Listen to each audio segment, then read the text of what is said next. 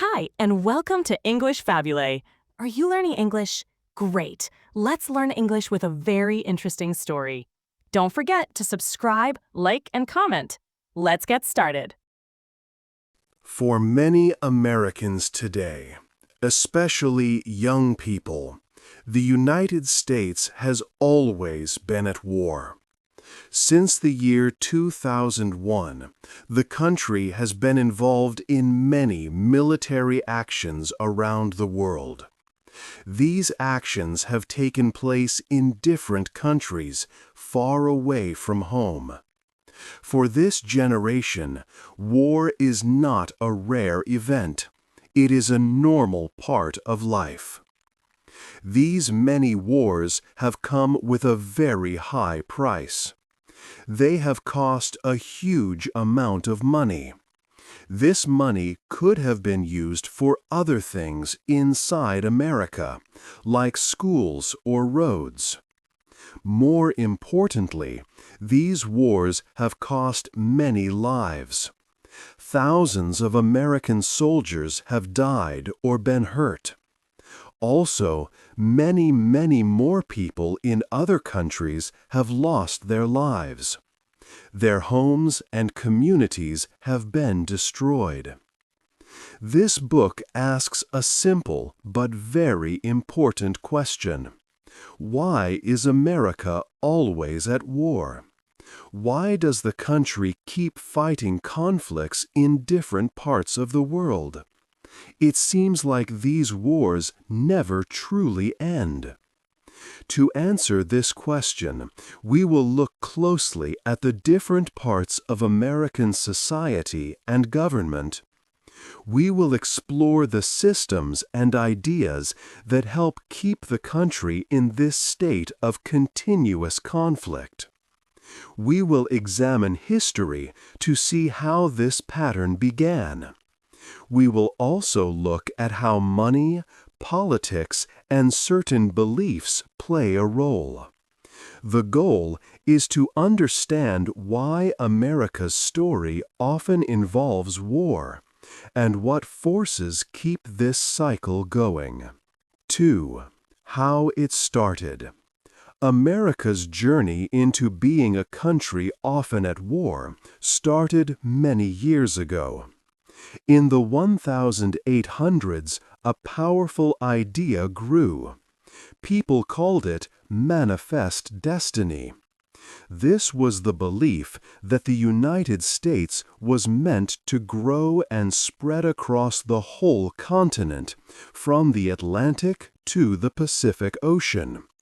Many believed this expansion was natural and even chosen by a higher power. This idea led to a pattern of taking land. The U.S. used its military strength against Native American groups.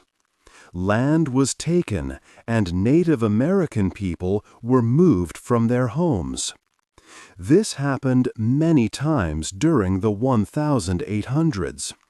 People said it was for progress, but it often meant force was used against groups who could not fight back equally.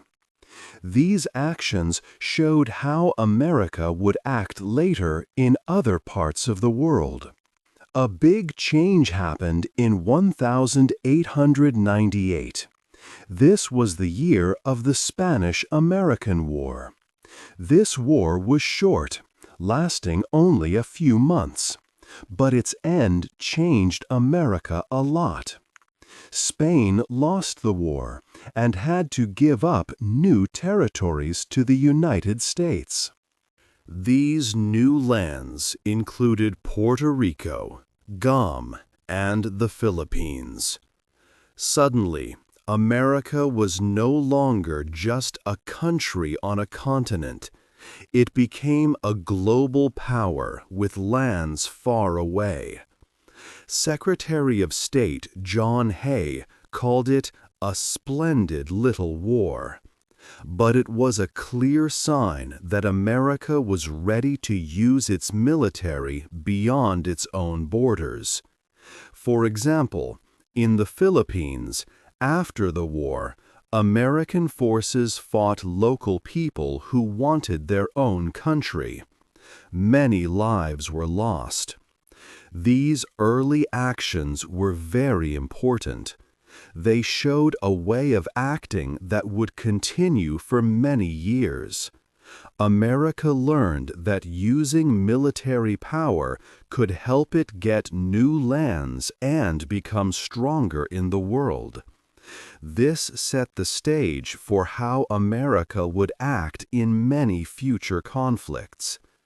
It helped create the start of a long tradition of military actions that would shape the country's future. 3. A world power.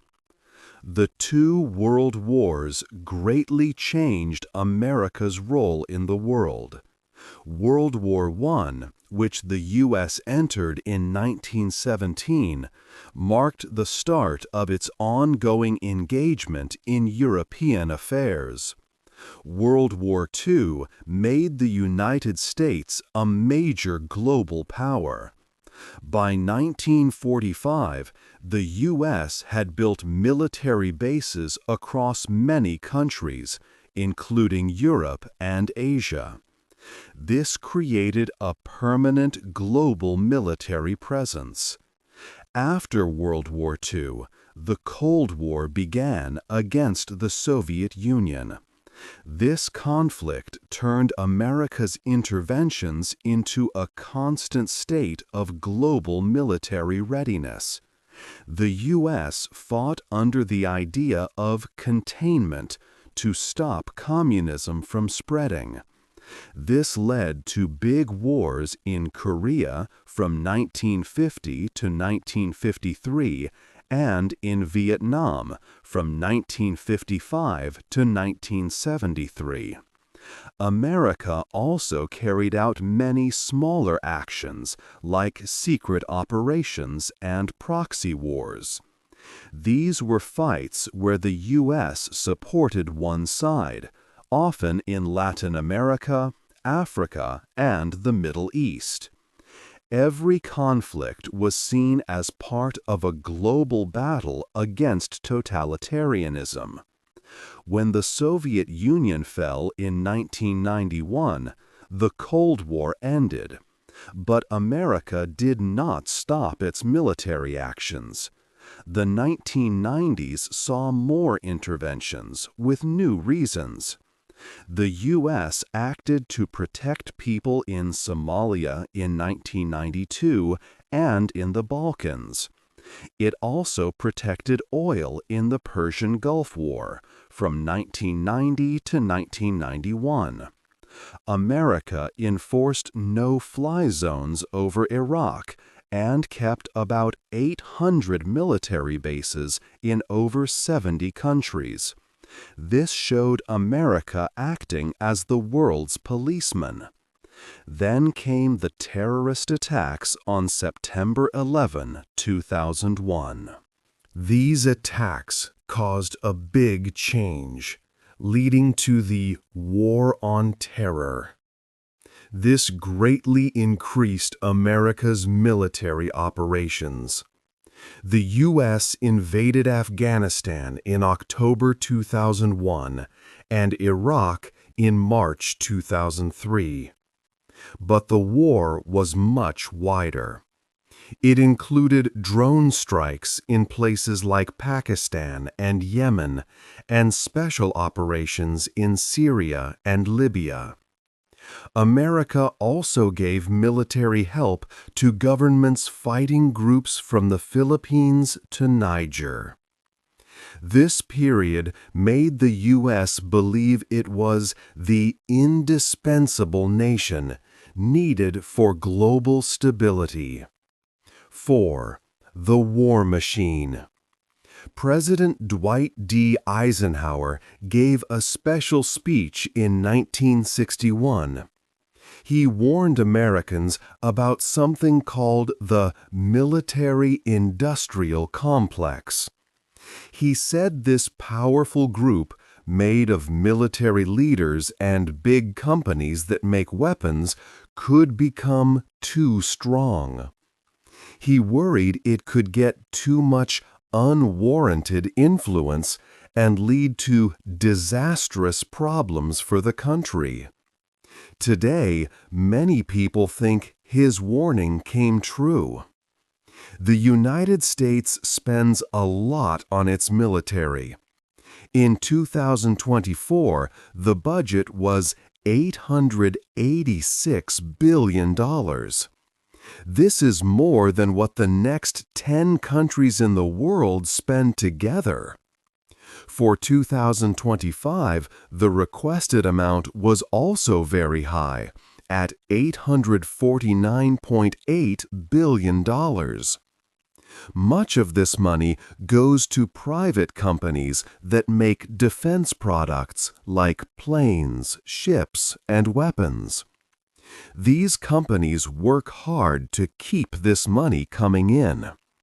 These defense companies want to make sure the government keeps buying their products. So they spend millions of dollars to influence politicians. In 2024, they spent over $149 million on lobbying. Lobbying means talking to lawmakers to get them to vote a certain way. They also give money to political campaigns. For example, they gave more than $53.6 million during the 2020 presidential election. This helps them get laws passed that favor their businesses. Sometimes, politicians add billions of dollars to the military budget for things the Pentagon did not even ask for. Another part of this system is the revolving door. This means that many government officials who work for the military or regulate defense companies later get jobs with those same companies. For example, 602% of defense lobbyists used to work for the government. Between 2022 and 2024, the biggest defense companies hired hundreds of former government officials, military officers, and politicians. One person who used to manage sales for the government soon started working for Boeing, a large plane maker. This creates a very close link between the government and defense businesses. Military spending also creates many jobs across the country. Companies that make weapons or parts for the military often have factories in different states and areas. Because of this, many politicians want to protect military spending.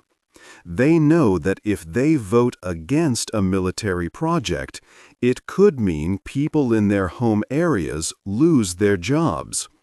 So they often support big military budgets to keep jobs in their districts safe. This makes the war machine very hard to stop or change. 5. Why we fight. Sometimes the reasons America fights are tied to deeply held beliefs. One important idea is American exceptionalism. Many people believe the United States is special and different from all other countries. They think America has a unique duty to lead the world and protect freedom. This belief can make leaders feel that using strong military power is needed to keep the world safe and spread American values. Another main reason given for military action is to spread democracy and protect human rights. Leaders often argue that the U.S. military must help other countries become more free or stop terrible things from happening. For instance, after the attacks on September 11, President George W. Bush launched a war on terror. He said America was fighting to bring democracy to regions like the Middle East. There is also an idea called responsibility to protect, or R2P. This says if a government harms its own people, other countries, like the U.S., might need to step in with military force. Inside the U.S., politicians also face strong pressure. They need to appear firm and decisive on world matters. No leader wants to be seen as weak on defense or foreign policy. This makes politicians often compete to look tougher than their opponents. Because of this, choosing peaceful talks or diplomatic solutions can sometimes be hard, as it might look less strong than military action. The U.S. Constitution says only Congress can declare war. However, Congress has not officially done so since World War II. Instead, presidents have often used military force without Congress's direct approval. There is a law from 1973, the War Powers Resolution, meant to give Congress more control. But presidents have often found ways around this law or ignored it. This lets a president send troops or order airstrikes without a full debate and vote in Congress. Adding to these pressures is the constant news from TV and the Internet. The 24-hour news cycle means world events are shown live and continuously. This pushes leaders to react quickly to international crises. Military action can often seem like a fast and clear way to respond. This need for quick decisions can leave little time for leaders to think deeply or choose slower diplomatic solutions. All these ideas and pressures help explain why America often finds itself in conflicts across the globe. 6. The high price of war. America's continuous state of war comes with a very high price. One huge cost is money. The wars that followed the September 11 attacks have cost the country about $8 trillion. This massive sum was largely borrowed, meaning future generations will be responsible for paying it back, adding trillions to the national debt. Imagine what this money could have provided for citizens at home. It could have built many new schools, improved health care for everyone, or repaired critical infrastructure like old roads and bridges across the nation. Instead, these trillions were directed towards conflicts fought in distant lands.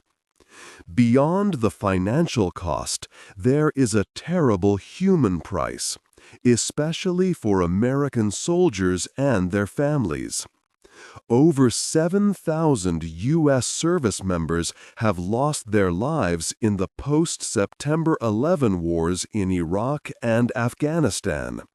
More than 53,000 others were wounded, often suffering severe and life-altering injuries such as lost limbs or brain trauma. Many soldiers also return home with serious mental health problems like post-traumatic stress disorder, known as PTSD. Studies show that a high percentage of veterans struggle with PTSD. This can lead to challenges in daily life, including higher rates of suicide, homelessness, and substance abuse. The government expects to spend about $2.8 trillion over the next 40 years just on medical care and benefits for these veterans. The human cost for people in the countries where these wars are fought is even greater. The civilian death toll in places like Iraq and Afghanistan is much higher than that of American military losses. Estimates suggest that hundreds of thousands, or even over 1 million civilians have died directly or indirectly because of these conflicts.